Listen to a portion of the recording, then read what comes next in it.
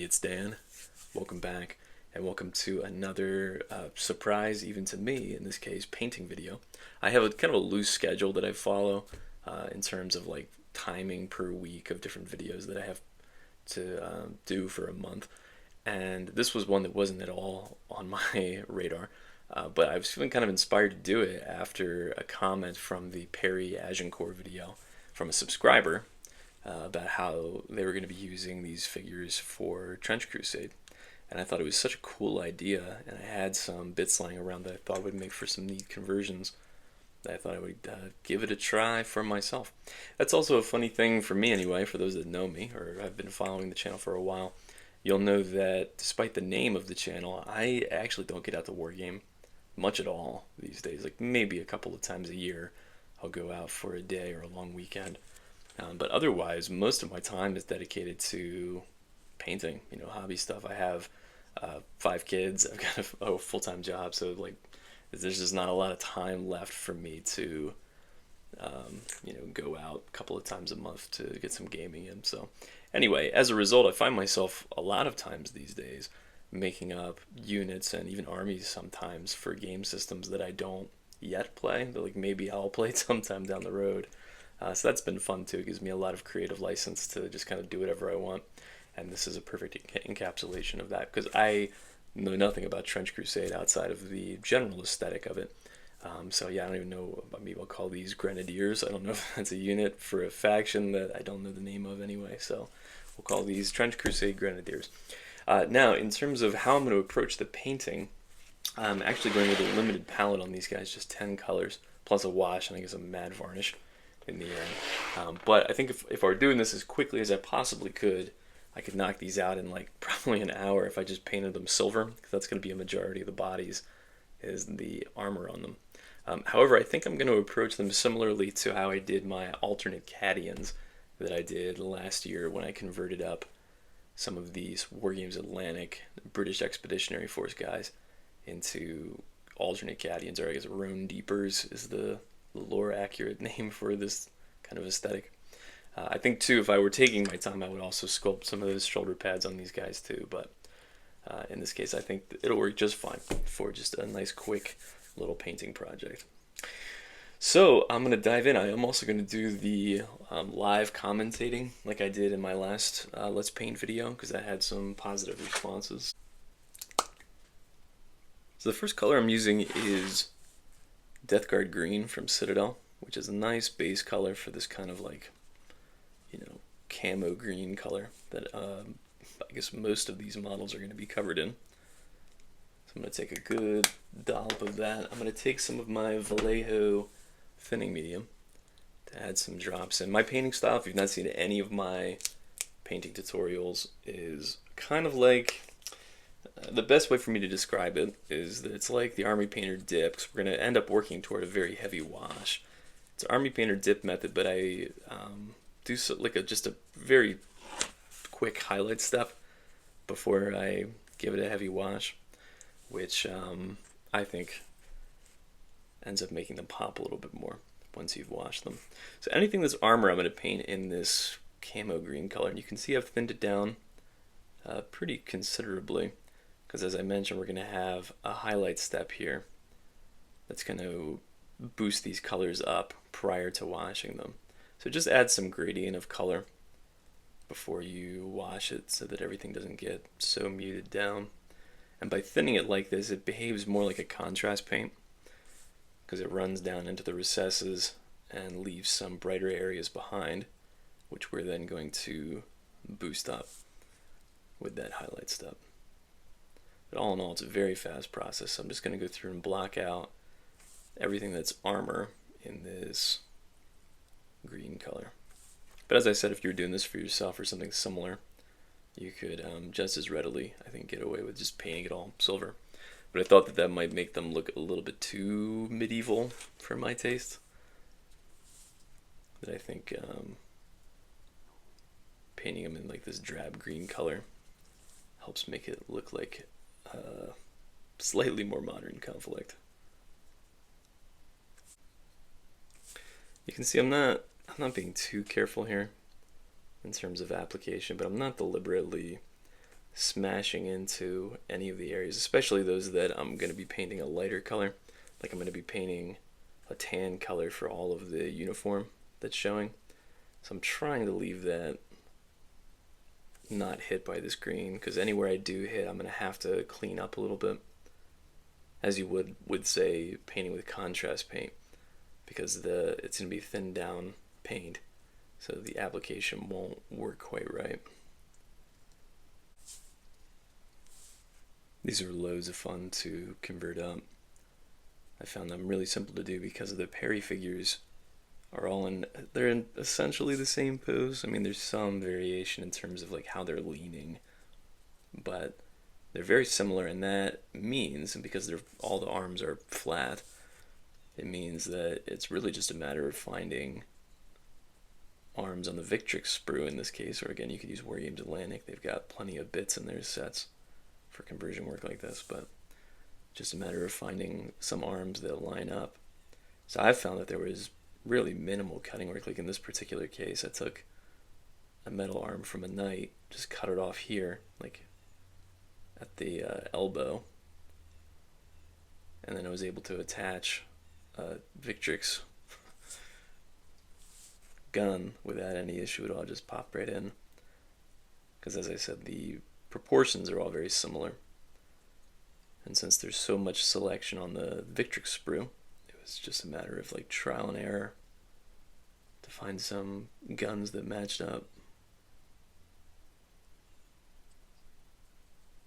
Alright, so the next color is Morghast Bone. I had mentioned that what I should do is go through and clean up any of the areas that I want to paint this uniform color on with like off-white color, like you would with, say, contrast paint.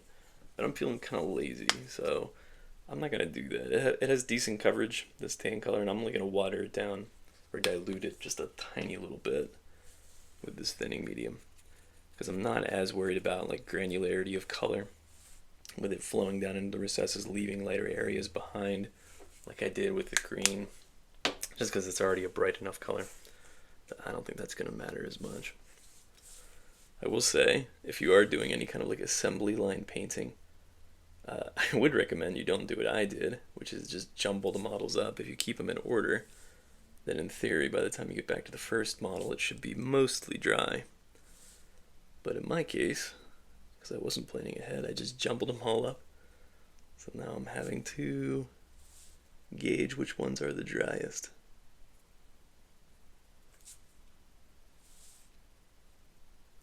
As I said, sometimes I'm not totally sure at the first painting stage what's going to be what color. So in some cases I might go back and cover up the green with the tan, which might take a couple of coats to do, but it's not a big deal. One nice thing about a limited palette, which I don't typically deal with that much because I'm painting a lot of like medieval, Dark Age, Ancients figures that have lots of different colors on them. But one nice thing about a limited palette is that it takes a lot of the guesswork out of deciding what should be painted what color. Because oftentimes I find it's almost like process of elimination. Like if I have, say, 5 candidates for colors, you can usually know, like, alright, well, it's not going to be colors A, B, or C, so it must be C or D, so might as well just pick one of those. So that sometimes makes it easier, especially for people like me who can sometimes agonize a little bit over color choices. So I mentioned that I'm doing this live. I don't have any scripts or anything like that, but I decided after I had put a layer down on these guys that I think the uniforms are too dark, because remember, we're going to do a very heavy wash. So I want to brighten up those tan areas a bit, so I'm going to bump it up to Ushabti Bone, which is a slightly brighter tan color on the left there. So I'm going to go through and do that now, is repaint some of these areas in lighter tan. Alright, so we're like 80% done already, just with those 2 colors blocked out. So what I'm going to do now is get the correct silver color. So we're going to use Iron Warriors now. So I find it's helpful again, usually working our way from like most coverage to least coverage is how I've been painting my entire life. And so in this case, that's what I did is I started with the most coverage, which was the green, then onto the uniform, and now we're moving on to silver areas, because then from there, the only things that are really going to be left are the tan part of the weapons or the brown part of the weapons they're carrying, plus their kits that are on their backs. So I've said before I use Iron Warriors because it's a really nice dark silver color that dry brushes up well. Like if you wanted to do some lighter silver highlights on it, it gives you a lot of contrast. I've also switched to a smaller brush here, if you didn't notice. I just use cheap brushes. I've had very nice brushes in the past, but I don't feel like I'm maybe I'm not qualified to have them. Because in truth, it's just, again, my painting style is very amateurish isn't the right word. It is simple. It doesn't have a lot of finesse to it. I'm basically just blocking out colors, doing a dry brush, doing a wash. Because I found a long time ago that I used to agonize over models and highlights and do all the layer highlighting, blending steps in between. But what I found was two things. One was that I was never really happy with a model in the end. Like, it didn't matter how much time I spent on it. I had some models that were like, they were good, but there was always like something else I needed to do with it. And something else, right? There's got to be a point at which you stop highlighting. And so I found, though, that the one thing that did make me happy was finishing models. Like calling them done, completed, and getting them in my display case.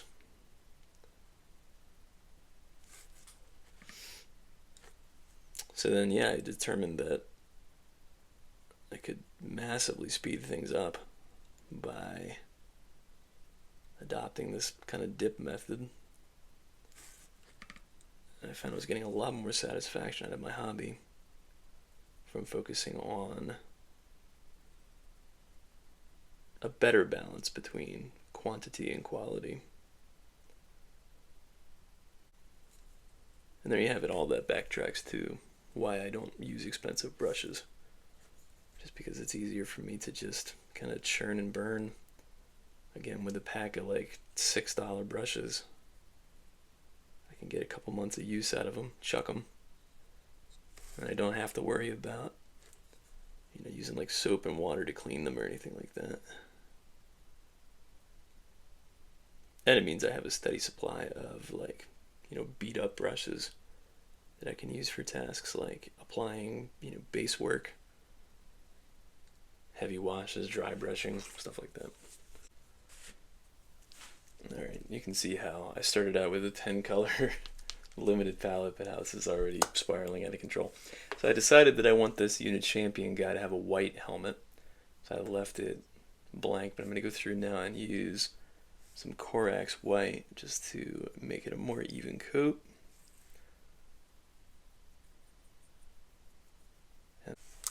Alright, we're moving on to Xandri Dust, which is a color that I use for like all of my wood grains for weapons, backs of shields, things like that. It's just a nice yellowish brown color. So I'm going to dilute it just a little bit with the thinning medium.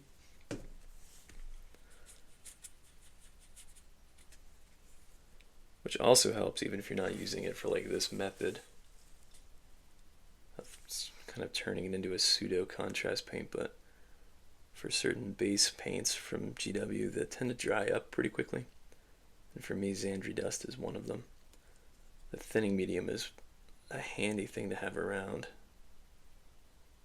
You can just throw a couple of drops in your paint pot if you wanted to. But yeah, I'll paint the rifles in this color, the shaft of any weapon. Now, I guess in this case it's going to be like a metal weapon, but you can see here the trenching tool.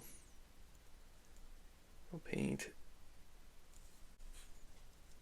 I think I gravitated toward this color. One, because it's a nice neutral, like tannish brown color. But the reason I use it on really everything that is a wood green color is I think because it reminds me of the color of the pikes that was used in the Dogs of War army from 6th edition Warhammer, which is like one of my earliest introductions to painted armies. So maybe just in my mind that's like what the colors should be for weapons in 28mm miniatures. But anyway, it is also just a very useful color because it is a nice mid-tone brown. So now moving into Steel Legion Drab. You could at this point just jump right to whatever color you're going to use for like your belts and stuff and use that here too, but I think I want a slightly different color for the rifle straps. Yeah, that's nice. A slightly darker version of the Xandri Dust color. So I can also take this opportunity to paint in anything else that I don't just want to be painted black, because I know now from a limited palette standpoint that that's really the only color I have left. I've got some skin tones, I have gold for a little bit of accents, I have white, and I have black. So anything that I don't want to be that color, or any of those colors, this is kind of my last opportunity to paint in. So I might just pick out some stuff on the kit here, just to add a little bit of visual interest there, because otherwise it is all just going to be black. So maybe I'll paint these. Yeah, what is this, like a canteen? Doesn't matter.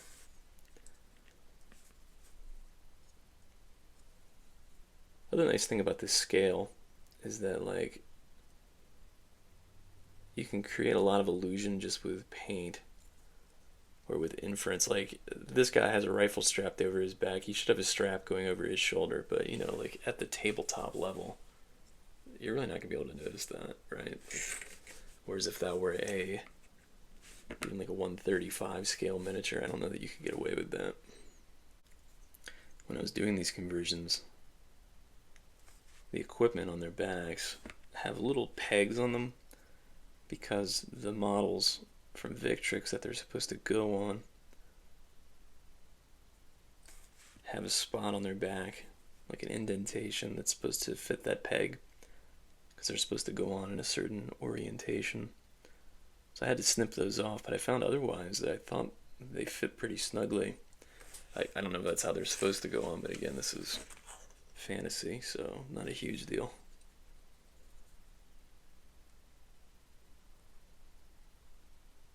But I thought they worked well, and I think actually, as far as I'm concerned, it's not the firearms that they're carrying that make it look like a semi-modern conflict despite the armor. It's actually the equipment on their back, I think, that for me sells the conversion more. Like they could have a axe or a sword in their hand, and I would still think that this is a Trench Crusade model. Most of these models have no skin showing because they're either fully enclosed in armor or wearing gloves where their hands are. So I'm going to use 2 thin coats for the little bit of skin that is showing. Like there's a couple of visors that are up, and some of them do have their hands out, which I could paint like in black or brown to make for gloves, but I don't know what I'm going to do yet. But for now, I'll go through and paint some faces. I mentioned this is a really nice base color. It's called Dwarven Flesh, Dwarven Skin from 2 thin coats. But it's a nice tan color. Looks like this guy has no skin showing. It's a nice tan color for human skin, like this one too. Doesn't technically have skin. Well, it does when it's got his visor up. I was just paying attention to the gloves there.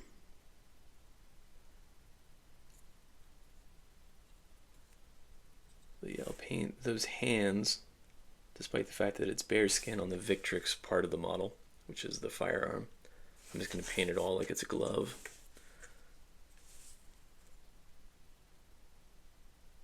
Same thing there, I might just paint those as gloves. It's another nice thing about this scale. So you can do little tricks like that. So I changed my mind. I was going to go through and paint everything in black for the leather colors, because that provides a really nice contrast, especially on, in this case, like a sci-fi model. Makes it look more industrial looking. But I think it's too high of a contrast in this case, so I'm actually going to go with a very dark brown instead, which will be a nuanced difference, but make it look more kind of like World War I than modern fantasy conflict. Yeah, I like that better.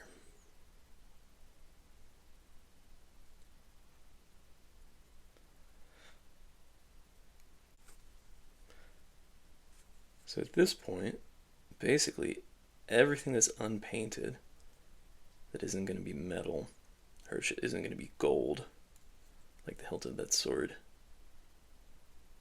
should be getting this color. Like, there's a couple of areas they're going to get like a dot of white as well, but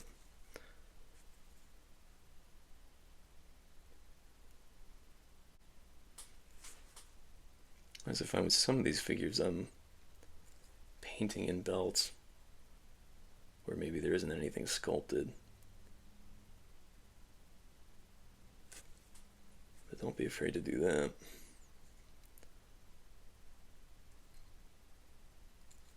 I'm essentially just painting like a stripe of dark brown and calling it a belt. Because once you wash it, especially at the tabletop level, like what's the difference between a dark brown line and a sculpted belt on a 28mm figure?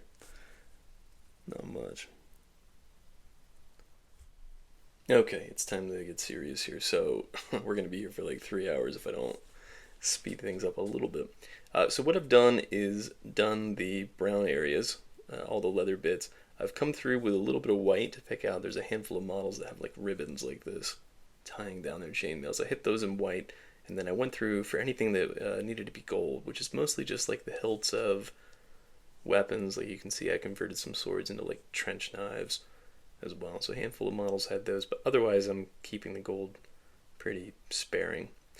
And that's it. So at this stage you could just go through and then wash the model or dip the model. This method evolved out of Army Painter dipping. I find it's not worthwhile for me anyway unless I'm doing large batches.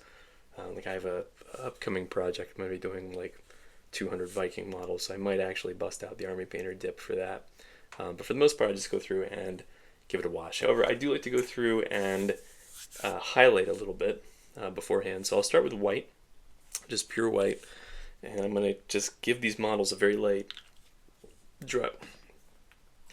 I'm using just pure white, and I like to give the models just kind of a dusting of a highlight, a pure white, which is just going to boost up some of these colors a little bit, create the illusion of a soft highlight.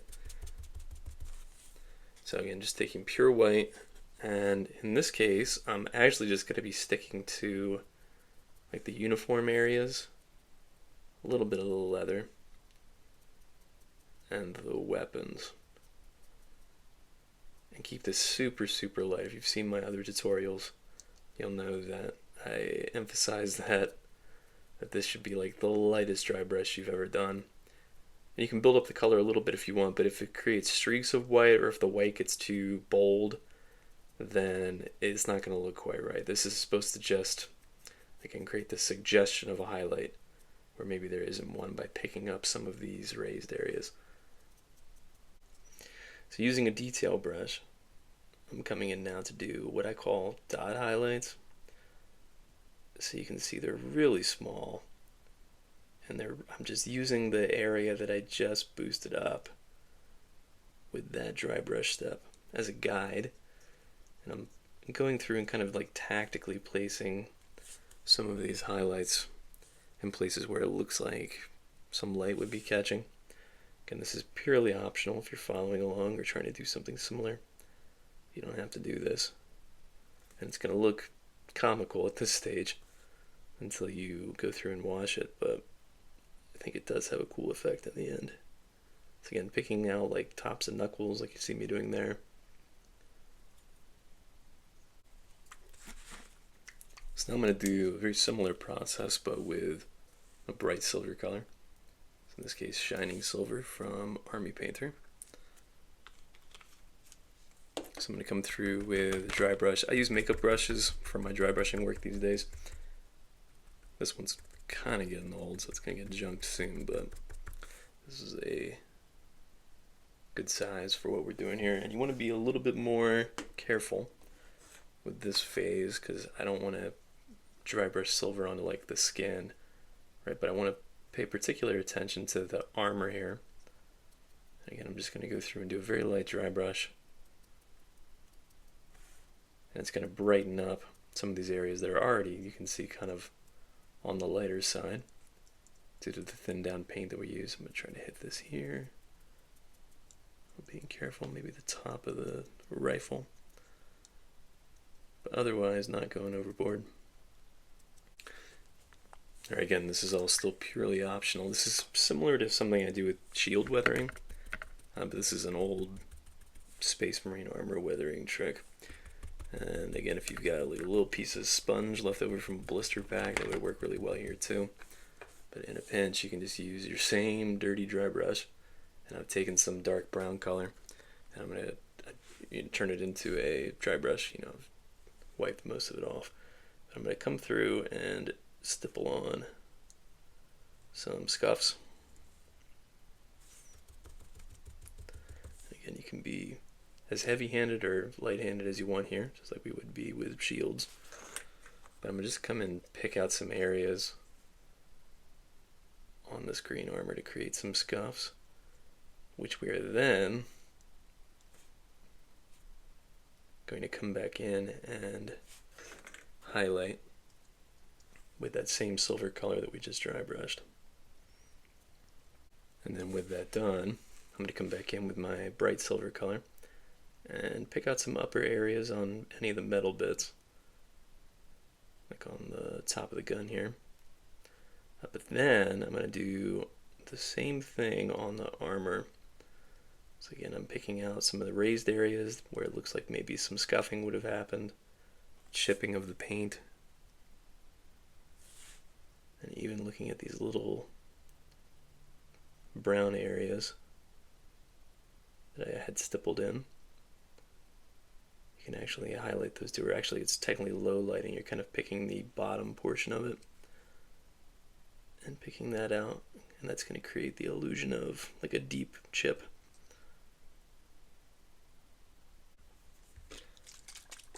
Alright, final stages here. So I have what is essentially Agrax Earthshade. It's a mix of a bunch of different paints just in my old Seraphim Sepia pot that I've glued down to a 40mm base so that it does not tip. But I'm going to take this and I'm going to just completely coat this model. Again, if you have Army Painter Dip, like their strong tone quick shade, you could use that too. That's how I started with this method. Or you could use a brush on method. They also sell their dip in dropper bottles. That's an acrylic base instead of an oil base, but it's the same concept. Again, if I were picking, like if I had to pick just one method for this, I would use quick shade dip because it's, as I said, oil based, so it applies a little bit differently, and I think the end result's slightly better, but not enough to justify the extra ag of the cleanup work. So in this case, I'm just using out of the pot wash, and I'm going to totally bathe the model. And then if you've done it right, what you should do is you should need to wick some of it away. Make sure it's not pooling in any areas, especially like yes here in the back. Any flat areas on the armor. And you can see how it's already pigmented some of like the areas that had been mostly white previously. And then what it does is it creates the illusion of it being kind of just like a dirty part of the armor there. So I'm just going to go through and do that with all these figures. Okay, and we're almost finished. So the models are washed. I'm going to hit them with a matte varnish. However, before I do, I wanted to show you the weathering that I'm going to do on the bottom of their feet. You could do whatever you want for the basing, of course. I had thought about doing like a, I don't know, like more muddy, trench-like base. This would be appropriate for a Trench Crusade, but I'm going to end up just going with my standard basing here. So what I'm doing, I've gone through and I've done a base layer of the base color, which is Territorial Beige from Walmart Apple Barrel Paints. But I want to go through and make it look like they've been running around in the dirt for a while. So I'm taking that same color and I've watered it down really substantially, like probably like 2 to 3 parts water to 1 part paint, to essentially make like a glaze out of it. So I'm going to go through, I'm going to hit all the feet that way. And you can see I'm kind of running up the bottom of the leg as well. And it looks like we're totally obscuring the brown paint that we put on the feet. However, it's not. It's going to dry much lighter than it appears right now. And some of that dark shoe is going to still shine through. So I'm going to hit it all like this, and then once it dries, I'll come back in and stipple with undiluted paint.